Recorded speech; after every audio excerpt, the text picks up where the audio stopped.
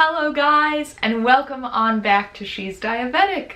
For those of you who are new here, welcome. My name is Andrea. I have been a type 1 diabetic for over 19 years, and this is just a channel all about that. Some tips, some tricks, some hacks, some reviews, body positivity, that kind of thing, but mostly it's just life with diabetes from my perspective, which is one of very many, because as we know, life with diabetes is totally personal to you. So keep that in mind when you're watching this channel. It's all just from my perspective, but I'm so grateful to have you joining me if you're new here, and if you're returning, welcome back. So if you are returning and if you're a regular to this channel, it's been a while, eh?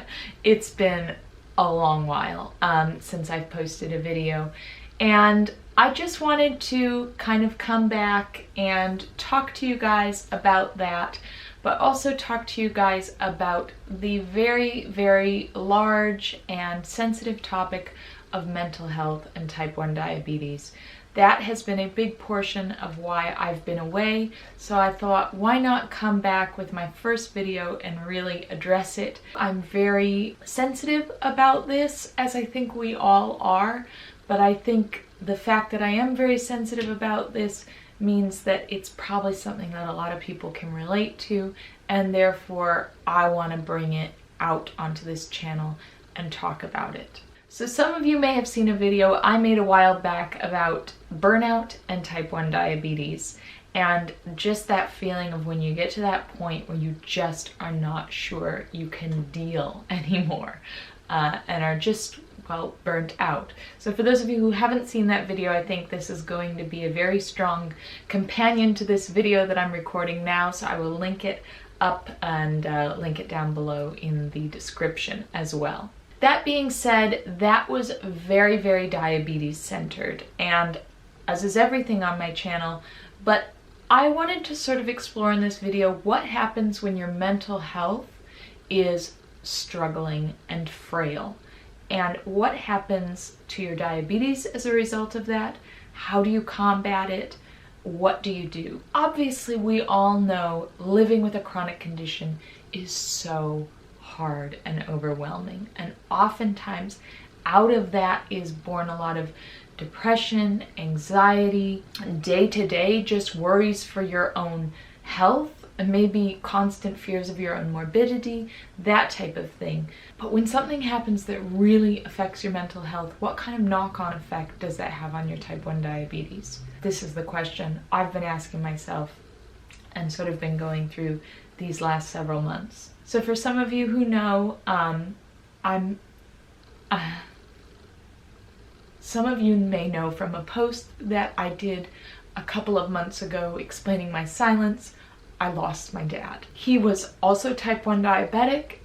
He featured in several of my videos on this channel. You guys always loved seeing him, and it was always my pleasure to share him with you, because I really think his approach to dealing with his type 1 diabetes and chronic condition in general was totally inspiring to me, and I wanted to really share that with you guys. So lost my dad a couple months ago, and ever since then I've had a real struggle with my mental health, as you might expect.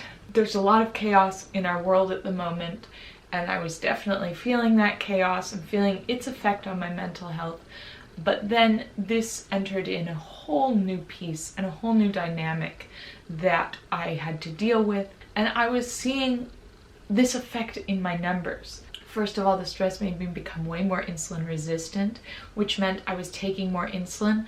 Not a problem, but also that entered in this whole new thing of dealing with higher levels of insulin to deal with the stress, and dealing with just erraticisms in my blood sugar. I don't even know if that's a word, but my blood sugar became extremely erratic and difficult to control because of this stress and this grief that I was and still very much am experiencing, as you might be able to tell. Grief is something that not a lot of people speak about, except when they're really speaking about grief, as it were. A lot of times people don't talk about grief, say for example, within the context of a chronic condition. I was so confused when I was first experiencing all this insulin resistance and these erratic numbers.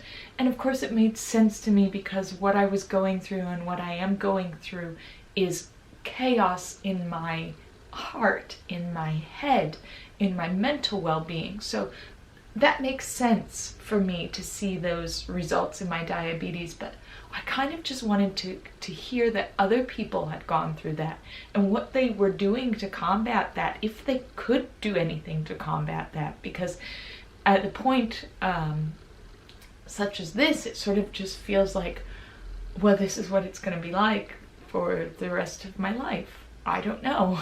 It just feels so huge and difficult to find a way out of. So there are practices that I have built into my life that I am constantly trying my very best to keep up, that do nurture my mental health as a result of it needing that just from being human, but also from being a human with the weight of type 1 diabetes and a chronic condition on my shoulders. And some of those things I cover in other videos that I will link down below, up above. But in this video, I kind of just wanted to talk about 3 things that I've been doing in my state of kind of shock and grief that I've found have been really helpful, just in case you're going through something like this or you're battling mental health issues, which would be very understandable at this time in our world and with what's going on right now. First and foremost, and with no surprise, I have lent into my family and friends so much. I can't even really describe spending time with family, spending time with my mom and my brother and my sister-in-law, my boyfriend, my friends. These people I have just lent into and bared my heart to and buried my heart into. I feel very, very grateful to have these people in my life, and I know that is a privilege in and of itself, especially when you lose somebody. You realize how important those people are and how close you want to hold them and value the time that you spend with them. So that is something that I have just with unabashed abandon lent into and soaked up and just been completely present with, which leads me on to my second thing, in that I've stepped back from other things that I just did not feel strong enough to be able to give of myself to. One of these things, unfortunately, and I'm very sorry, has been this channel. Has been a lot of other commitments in my life that you don't see here, but one of those things has been this channel, and you guys have been incredibly understanding about that. For that, I am so very grateful. Sometimes you just need to look at the things that are the essentials and make sure you're taking care of those, and everything else, give yourself permission to step back from. I have gone through all sorts of guilty feelings of things that I haven't been keeping up with like I should, or, you know, not posting videos and feeling awful about that, but then trying to sort of combat that inner critic voice in my head and say, this is what I have to do right now to take care of myself. And if I'm ever going to be there for other people or ever going to make meaningful content, I need to nurture myself in this moment, and also nurture myself through looking at my diabetes numbers, really paying a little bit more attention to carbohydrate content of foods or what I'm eating, that kind of thing. So it's been sort of just really mapping out what are the big essentials in my life, attending to those, and giving myself permission to step back from things that I really don't feel like I can give of myself to, and giving myself the permission to do that and the confidence to do that. So that's been another one that has had a much better effect or helpful effect on my numbers and my diabetes as I move through this grief. And the third thing I want to share with you guys that I've been doing is I've reached out to a professional for professional counseling help. And yeah, there is a huge stigma around this. Even I hesitate as I say this on this channel that I know people are going to watch and then know that I've done that, but I really want to combat actually this stigma around seeking professional help, especially as a person that lives with a chronic condition where I've gone through a traumatic and continue to go through this trauma in my life and have to deal with a chronic condition.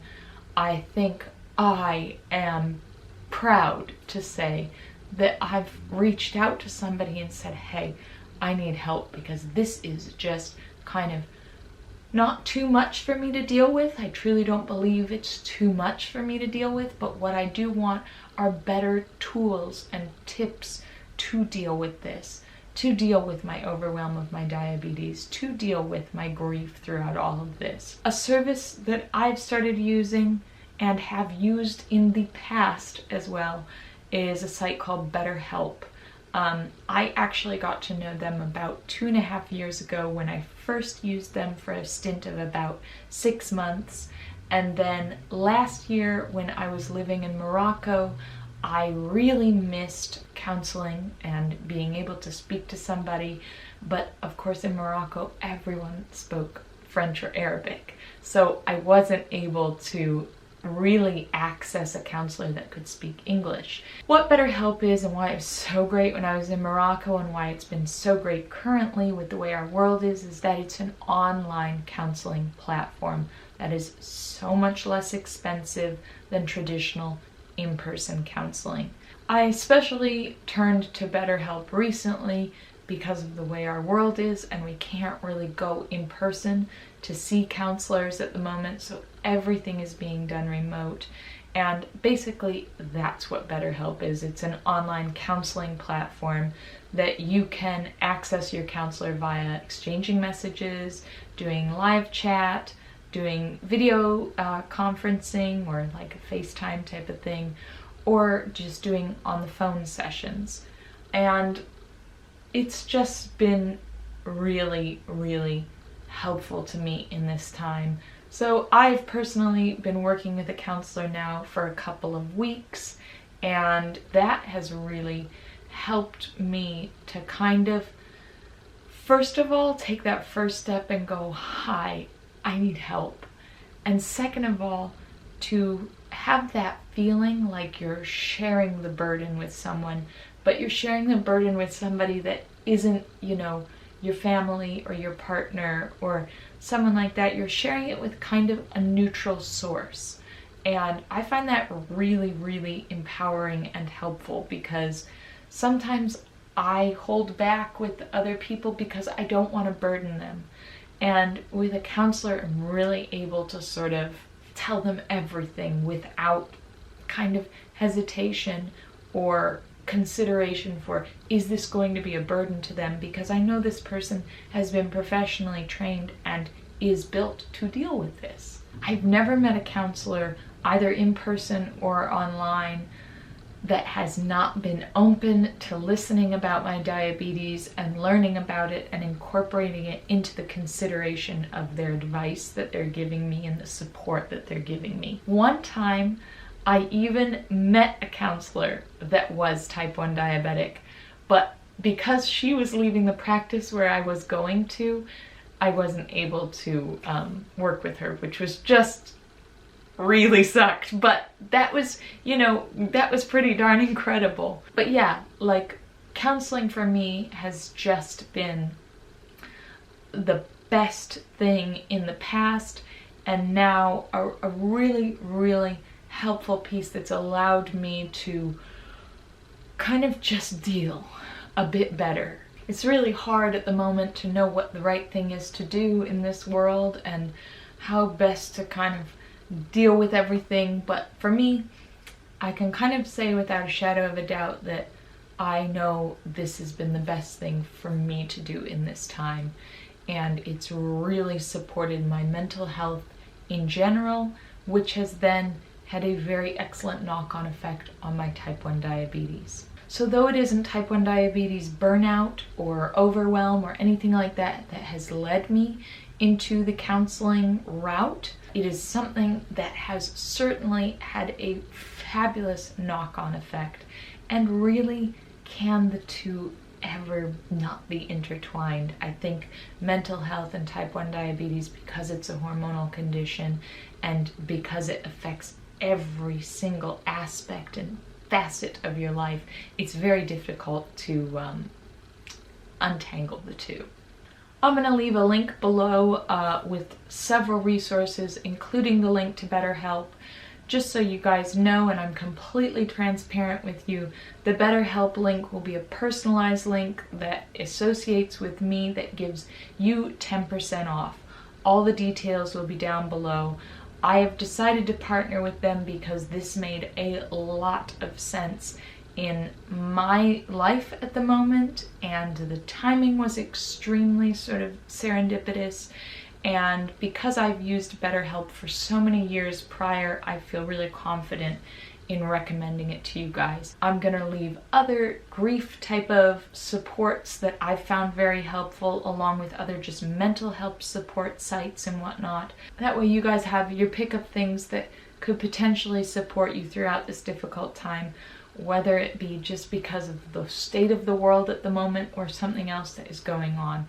I know I am not alone in that a lot of people have lost people that they love, and I am so sorry if that's you. I just, yeah, it's a hard time. Please know that, as always, this is a safe space. The comments section is a safe space. I will meet you down there if you'd rather just talk and vent out. Again, I can't express my gratitude to you guys for all the kindness that you've expressed to me throughout the last couple months about my dad and about what I've been going through. I have felt it, and I really value it and appreciate it. So thank you so much for that, and please know you've really made a difference in my life, my emotional well-being, because of your support. So as always, I wish you guys a wonderful day wherever you are in this world. I wish you great blood sugars, straight CGM lines, all of that great stuff, but most of all, most importantly, and very important within the context of this video, I wish you a happy, healthy mind with it all. Thank you guys so much for watching, and I'll see you next time.